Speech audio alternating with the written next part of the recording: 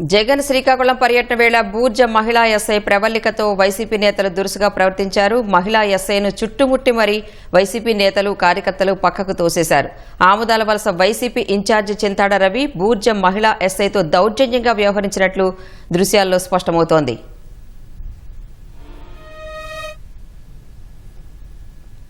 మరింత సమాచారం మా ప్రతినిధి సత్యనారాయణ అందిస్తారు. సత్యనారాయణ, ఏదైతే ఈ మాజీ మంత్రి సిదిరి అప్పలరాజుని అంపోల జైల్లో పరామర్శకి వస్తున్న తరుణంలో ఎచ్చర్ల దాదాపు తెలుసుకున్నటువంటి ఆముదాల వలస వైకాపా సమన్వయకర్త చింతాడ రవికుమార్ నేషనల్ హైవే మీదకి ఒక్కసారిగా వెళ్లేందుకు ప్రయత్నం చేశారు. అయితే జిల్లాలో ఎలాంటి ర్యాలీలకు కానీ జనసేవీకరణకు కానీ అనుమతి లేదని ముందుగానే పోలీసులు తెలిపినప్పటికీ కూడా ఎక్కడికక్కడ నిబంధనలకు తూట్లు పొడుస్తూ వచ్చారు.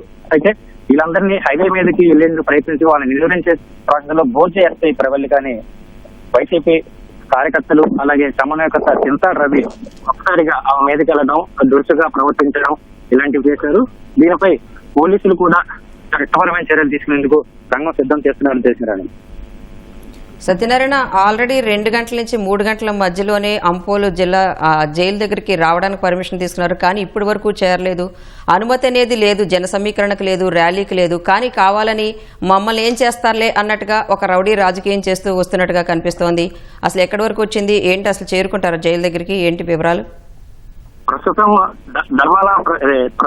దారికి జైలుకి 1 కిలోమీటర్ దూరంలో ఉన్నారని తెలిసింది. కానీ అయితే ఉదయం 11 గంటలకి విశాఖపట్నంలో దిగిన జగన్మోహన్ రెడ్డి ఇప్పటికి దాదాపు 5 గంటలు 2 గంటల్లో రావాల్సిన ప్రయాణం దాదాపు 5 గంటల పైగా ప్రయాణం చేసుకుంటూ అడుగు అడుగున కార్యకర్తలు అడ్డంకులు సృష్టిస్తూ వాళ్ళకి బహిరంగంగా ఆయన నమస్కారం చేసుకుంటూ వస్తున్నారు. అసలు నిన్ననే పోలీసులు ప్రెస్ మీట్ పెట్టి బహిరంగంగా చెప్పారు ఎక్కడ జనసమయం చేయొద్దు, ర్యాలీలు చేయొద్దు అని చెప్పేసి అని. వీటన్నిటిని కూడా తూట్లు పొడుస్తూ వచ్చారు.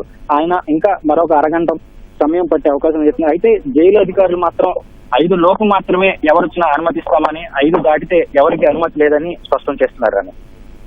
సత్యనారాయణ, ఆ ఎస్ఐ ప్రవల్లికపై దురుసుగా ప్రవర్తించడమే కాదు, అక్కడ అడ్డుకున్న సిఐ సన్యాసి నాయుడిని కూడా తోసుకుంటూ వెళ్లారని తెలుస్తుంది. మరి అక్కడ ఇంకా పోలీసులు అప్రమత్తం అయ్యారా, ఏంటి, ఎలా ఉంది? పోలీసు అప్రమత్తమయ్యారు. పక్కనే ఉన్నటువంటి వేరే జంక్షన్ లో అధికారులు కూడా వెళ్లారు. వీళ్ళందరూ ఆటోల్లో ఏదైతే బైకుల్లో కార్యకర్తలందరూ కండువాలు వేసుకుని ఎస్టీఐని అక్కడ ఉన్నటువంటి పోలీసు వాళ్ళందరినీ అలా పట్టుకుని పక్కకి ఇచ్చుకుంటూ బారికేట్లు తోసేసుకుంటూ వీళ్ళు హైవే మీదకి వెళ్ళడానికి ప్రయత్నం చేస్తున్నారు. అయితే అక్కడ మరింత మంది పోలీసులు పంపించేందుకు కూడా ఇప్పటికే రంగం సిద్ధం చేశారు. ఇప్పుడు కొత్త రోడ్డు కూడలి వద్ద బాగా ట్రాఫిక్ జామ్ అయినట్టుగా ఉంది. ఏంటి, అక్కడ అంతా తరలిస్తున్నారా, ఎలా ఉంది? దీనికి ప్రధాన కారణం ఏంటంటే చింతాడ రవి ఎవరైతే సమన్వయకర్త ఉన్నారో మాజీ స్పీకర్ తమ్మినేని సీతారాం స్థానంలో ఇతనికి ఆమదాల సమన్వయకర్తగా ఇటీవల కొత్తగా ఆయనకి 2 నెలల క్రితం ఇవ్వడం, ఆయన సంఖ్యాబలాన్ని ఆయన తాలూకా ఇదిని జగన్మోహన్ రెడ్డికి చూపించాలనే తరుణంలో ఈ విధంగా బలప్రదర్శన చేశారని కూడా ఆయనపై విమర్శలు వస్తున్నారని. ఇప్పుడు సంఖ్యాబలాన్ని చూపించడానికి ఒక మహిళ ఎస్ఐపై ఇంత దురుసుగా ప్రవర్తించడంపై మరి చర్యలు ఎలా ఉండొచ్చు? జిల్లా ఎస్పీ మహేశ్వర్ రెడ్డి ఇప్పుడే మాట్లాడారు. ఆయన చట్టపరమైన చర్యలు తప్పనిసరిగా తీసుకుంటామని, ఎవరైతే అక్కడ ఉన్న వ్యక్తుల మీద తప్పనిసరిగా చర్యలు ఉంటాయని తెలియజేశారు. ఎందుకంటే విజువల్స్ లో చాలా క్లియర్ గా కనిపిస్తుంది. ఒక మహిళ పోలీస్కి ప్రొటెక్షన్ లేదు అంటే సామాన్యుల పరిస్థితి ఏంటి అనేది కూడా చాలా మందికి ఆలోచన వస్తుంది. మరి ఏంటి, ఎలా తీసుకుంటారు? హోమ్ మినిస్టర్ కూడా ఏమైనా దృష్టికి వెళ్ళిందా ఇదంతా?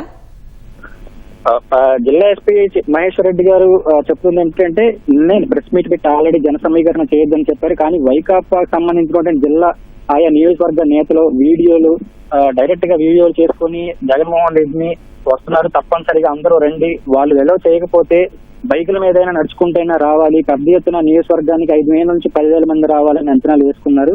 ఇది తెలిసి ఉదయాన్నే మరలా వాళ్ళందరినీ హెచ్చరించినప్పటికీ కూడా వీటిని బేఖాతరు చేస్తూ కూడా వాళ్ళు నిబంధన తూట్లు పొడిచి రోడ్ల మీదకి వచ్చి పోలీసులని చూడకుండా, మహిళా ఎస్ఐని చూడకుండా ఎక్కడికక్కడ ఇష్టానుసారంగా వాళ్ళు చెలరేగిపోయిన పరిస్థితులు కనిపిస్తున్నారని. మహిళా కానిస్టేబుల్ కూడా పక్కగా తోసేసి కావాలని ఆమెని చేతులతో దాడి చేస్తూ మళ్లించారు.